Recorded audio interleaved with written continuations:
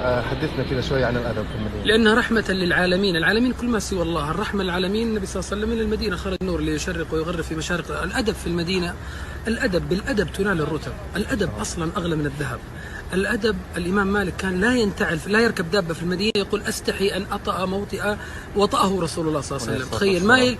وسر الأدب اللي لازم الإنسان يفهمه بشكل جيد جدا ويكون عاقل، وهو يقطع له مسافات ضوئية في السير إلى الله سبحانه وتعالى، إنه بيت الرسول كما أخرجك ربك من بيتك بالحق. لو دخلت بيتك كيف تأدب معك؟